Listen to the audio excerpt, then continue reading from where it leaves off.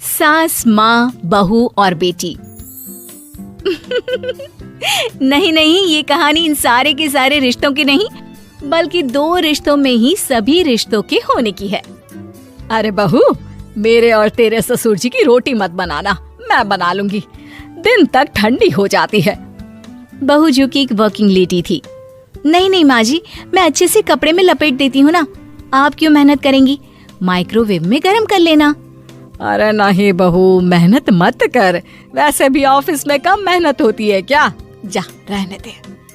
लेकिन बहू मानती नहीं, वो सास ससुर की रोटी बना कर ही जाती है। दोपहर में खाने के वक्त ससुर जी कहते हैं, अरे बहू को रोटी बनाने के लिए क्यों मना कर दिया, क्या हो गया, ठंडा ही तो खाते आए हम लोग हमेशा से।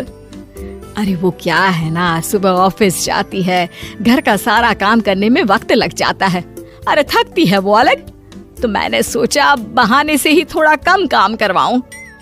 ससुर मुस्कुरा रहे होते हैं। ये तो अच्छा है, बहू को समझना जरूरी है।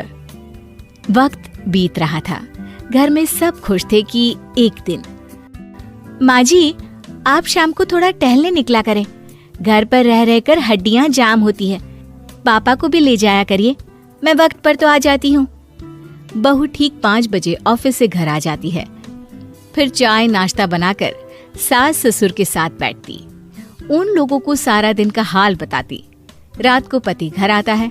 क्या बात है बेटा, ऑफिस से आकर कभी हम लोगों के साथ भी बैठा कर। अरे माँ, दिन रात काम करके मन ही नहीं करता, अगले दिन की फिर तैयारी होती है, आप और पापा ही कमरे में आ जाओ। इससे अच्छी तो बहू है, कितना भी थकी रहे, घर आकर हम लोगों के लिए चाय नाश्ता बनाना, फिर बातें करना। बहू ना होती तो हम बुढ़ा बुढ़िया तो बैठे ही रह जाते। सास और ससुर अब बहू के कहने पर शाम की सैर पर निकलने लगते हैं। सास की कई सहेलियां बनती है तो ससुर को भी कुछ बुजुर्ग लोगों का ग्रुप मिल जाता है। कैसा रहा सहेलियों के साथ शाम का वक्त? हम लोगों ने तो भाई खूब योगा किया। अरे हम लोगों को गप्पों से फुर्सत ही नहीं होती। वैसे मिसेस मल्होत्रा आज बहू के बारे में कुछ बोल रही थी। तभी वहाँ ऑफिस से बहू आ जाती है जो जींस और टॉप में होती है। क्या बात है माँ, क्या कह रही थी आपकी सहेली आपकी बहू के लिए? सास इस बार बहू को कुछ अलग तरीके से देखती है और उल्टा सवाल ही दाग देती है। क्या कह रही थी वो हटा, ये बता, तेरे ऑफिस में तो मर्द भी काम करते होंगे ना?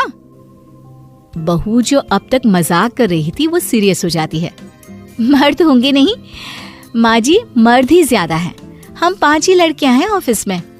अरे तो अच्छा लगता है क्या ऐसे कपड़े पहनती हो? कल से तुम ना साड़ी पहनकर ऑफिस जाना, और हाँ, शाम का नाश्ता थोड़ा जल्दी बनाया करो, नाश्ता बनाकर बाद में ही ऑफिस के कपड़े चेंज करने जाना। बहू को समझ में नहीं आता कि सास को हो क्या गया है, लेकिन वो कुछ नहीं कहती, सीधे किचन में जाकर चाय नाश्ता बनाती है और सास ससुर को दे देती है। अगले रोज बहू ऑफिस के लिए तैयार होती है तो खूब सुंदर सी साड़ी पहनती है और ऑफिस के लिए निकलने से पहले सास और ससुर के पैर छूती है और निकल जाती है। क्या बात है, आज मेधा के ऑफिस में लग रहा है कोई फंक्शन है। अच्छा, पता नहीं, मुझे तो बताया नहीं, वैसे तो सारी बात करती रहती है। अरे देखा नहीं कैसे साड़ी पहनकर जा रही थी? अरे वो तो मैंने ही बोला है उसे। अरे अच्छा लगता है क्या रोज रोज ऐसे सूट या जींस में जाना? बहू हो, बहू बनकर रहो, और आप भी ना मेधा मेधा मत किया करिए, बहू बोला करिए, सर पर चढ़ जाएगी तो दिक्कत हो जाएगी। सास अब बहू को बहू जैसा रखने लगती है, हर बात पर रोका टोकी, हर बात पर ताने। क्या बात है, आजकल लेट आ रही हो ऑफिस से? अरे चाय के लिए भी देर हो जाती है, हम लोग फिर पार्क में भी देर से पहुंचते हैं। सभी की बहुएं वक्त से चाय नाश्ता करा देती है अपने सास ससुर को, बस एक तू ही है जो उस वक्त ऑफिस से निकलती है। माँ जी, वो एक रास्ता पुलिस वालों ने न जाने क्यों बंद कर रखा है, जिसके कारण ट्रैफिक ज्यादा हो जाता है। मैं कोशिश करूंगी कल वक्त से पहले ही निकल जाऊं। ससुर देख रहे होते हैं कि बहू अब परेशान सी रहने लगी है। एक रोज, मेधा, बेटी मेधा। जी पिताजी। बेटा देख जरा कौन सी टी शर्ट अच्छी लग रही है। वो क्या है ना, शाम को सब बदल बदल कर टी शर्ट पहनते हैं, मैं भी सोच रहा हूँ कि आज कुछ अच्छा सा पहन कर जाऊं। हाँ पिताजी, ये सही है। ये लाल वाली ना बहुत जचेगी आप पर। मेरे पापा पर भी डार्क रंग बहुत जचता है। क्या चल रहा है?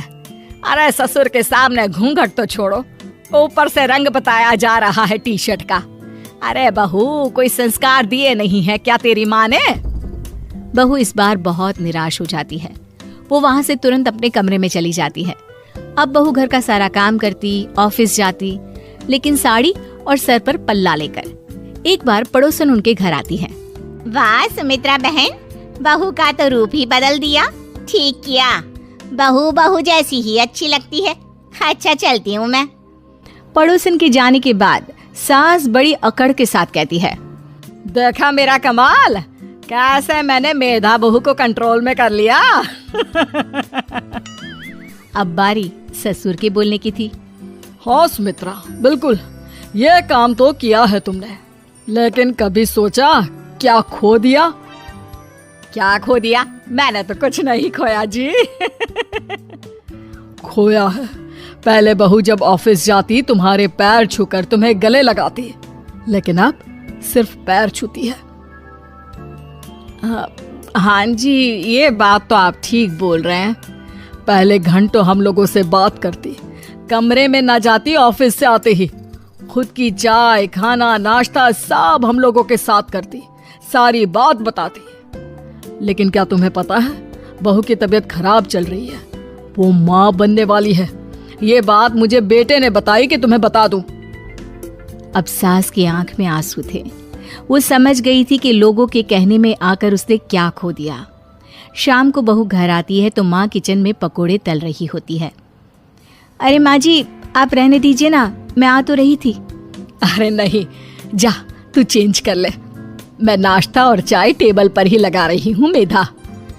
सास के मुंह से अपना नाम सुनकर बहू को बहुत अच्छा लगता है। माँ जी, कोई गलती हो गई है क्या? मेरे होते हुए आप काम करे, ये ठीक नहीं है। संस्कारी और समझदार बहू सास को माँ समझती है, लेकिन सास की बेवकूफी उसे सास ही बनाकर रखती है।